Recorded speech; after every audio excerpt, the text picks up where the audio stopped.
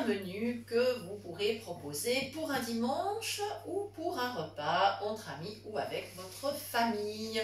Bonjour les amis, comment allez-vous? Chez nous tout va bien. Nous vous souhaitons la bienvenue sur notre chaîne pour cette nouvelle recette. Aujourd'hui, une piccata et des fenouilles façon estivale. Alors on va tout vous expliquer. Là, j'ai préparé du fenouil. J'ai évidemment lavé, enlevé tout ce qu'il faut enlever. J'ai coupé très finement parce que je suis en train là de le faire revenir dans de l'huile d'olive. Voilà, je vais d'ailleurs baisser un petit peu le feu, je ne veux pas le faire brûler.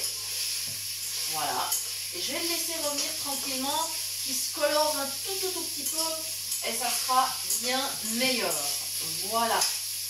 Alors, le fenouil est un légume qui a déjà beaucoup de goût lui-même. Hein. Il a ce petit goût anisé comme ça, qui rappelle un peu le goût du pastis. Voilà, sauf qu'il n'y a pas d'alcool dedans évidemment. Et il ne peut pas se marier avec beaucoup de saveurs différentes. Il y a vraiment des arômes, des épices qu'on ne peut pas du tout mettre avec. Donc, on va lui laisser donner toute sa saveur. Et ce qu'on va ajouter, eh bien, ça va être de la tomate. Là, il y a des tomates magnifiques aussi. Les fenouils m'ont été apportés par des amis, donc je les remercie.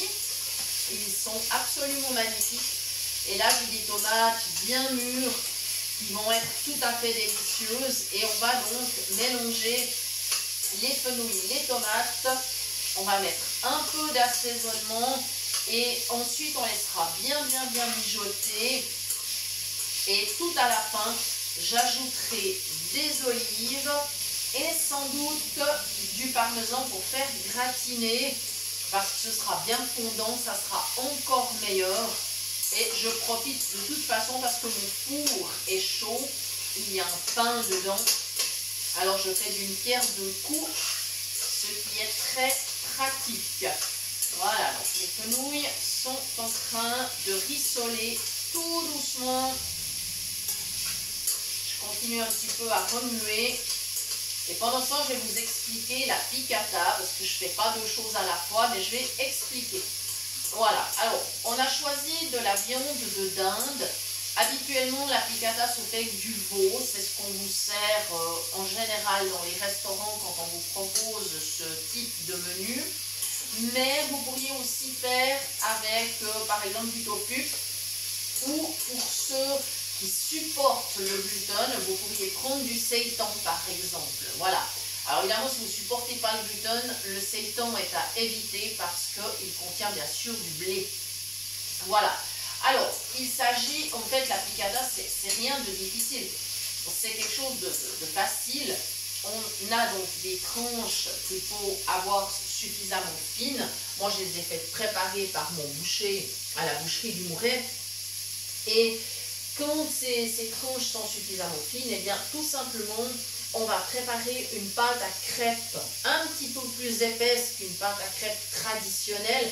On serait plus près d'une pâte à beignets, c'est-à-dire qu'on va mettre, selon la quantité, là par exemple, j'ai 6 tranches, qui sont quand même des belles tranches. Donc je vais mettre 2 œufs, un peu de sel, de poivre et je vais ajouter suffisamment de farine. Je prendrai bien sûr une farine sans gluten pour avoir une pâte à crêpes un peu épaisse pour qu'elle tienne bien autour de la tranche de viande. Et ensuite, simplement, ces tranches de viande avec leurs crêpes autour vont être passées dans du beurre à feu doux. Il est important de cuire sur feu doux et de prendre le temps nécessaire. Si on met un peu trop fort, la crêpe brûle et ça n'est pas bon du tout. Voilà, et simplement on va les retourner à mi-cuisson bien évidemment.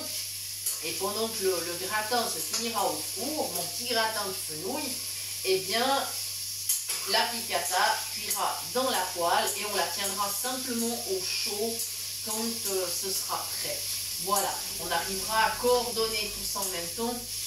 Et j'ai commencé par les légumes, eh bien pour la raison toute simple qu'ils vont mettre plus de temps à cuire et que je souhaite qu'ils soient bien fondants.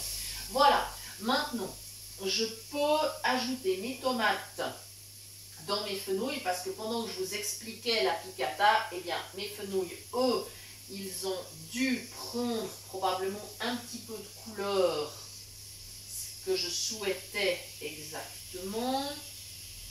Donc maintenant, j'ajoute mes tomates. Alors pour les proportions, eh bien c'est toujours en fonction du nombre de personnes que vous avez à table. Voilà, moi j'avais donc 3 beaux fenouils. J'ai 6 tomates qui sont des tomates, elles ne sont pas hyper grandes, ce sont des tomates grappes, c'est la pleine saison. Voilà, donc j'avais pris bien sûr la précaution de les laver, de les couper à l'avance. Comme ça, je peux vous donner les explications, mais sans vous faire perdre trop de temps devant la vidéo, parce que ce ne serait pas le but. Voilà, le temps est précieux pour tout le monde. Voilà, je continue à ajouter toujours mes petites tomates. Et bien évidemment, je vais verser le jus de ces tomates, parce que ça serait trop dommage de les perdre. Voilà, je pense que là, oui, mon assiette est presque vide. Je vais pouvoir la retourner au-dessus de l'assiette, enfin de la casserole, pardon. Ce que je n'osais pas faire tout à l'heure parce que c'était bien plein. Et j'avais vraiment trop peur d'en mettre à côté.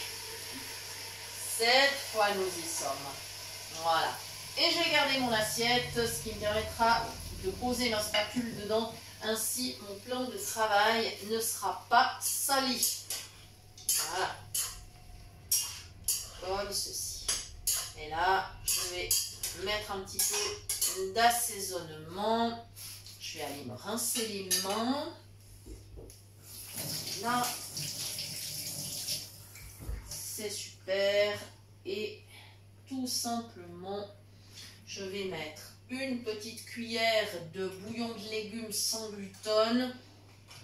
Je ne vais pas en mettre plus parce que quand je vais ajouter les olives, le parmesan, ben ça va donner pas mal de goût. Alors c'est une petite fantaisie que je me suis permise parce qu'en fait la piccata habituellement elle se sert avec des spaghettis en sauce tomate. Mais là aujourd'hui on s'est dit on va faire un menu qui ne soit pas trop lourd, donc on va plutôt axer sur le légume que sur un féculent. D'où l'idée de faire une variante et de la proposer, et bien tout simplement avec du légume. Bien évidemment, rien ne vous empêche de préparer ou des pâtes ou du riz ou autre chose, enfin tout ce qui vous ferait plaisir, n'hésitez pas. Alors, pour le bouillon, c'est bon. Maintenant, un petit peu de poivre, les baies qui vont donner une bonne saveur, on ne va pas exagérer quand même. Voilà. On va vraiment laisser le fenouil donner toute sa saveur. Et c'est là qu'on aura vraiment un super résultat. Voilà. Je vais pouvoir brasser de nouveau et je vais couvrir et ça va mijoter. Et ensuite, je pourrai aller attaquer ma piccata.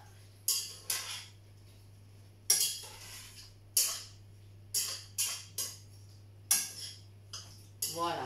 Donc, j'espère que les explications étaient suffisamment claires. Si vous avez le moindre doute, n'hésitez pas à poser des questions dans les commentaires. C'est avec un très grand plaisir qu'on y répondra. Ou si vous voulez par mail, toujours à notre adresse cuisinepratique@mail.ch.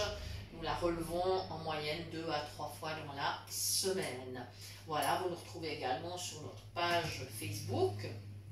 Et je tiens à remercier encore une fois toutes les personnes qui like, qui mettent des commentaires, qui nous envoient des messages, qui partagent, qui référencent la chaîne. Merci infiniment parce que vous êtes tellement nombreux que c'est absolument super et on apprécie énormément.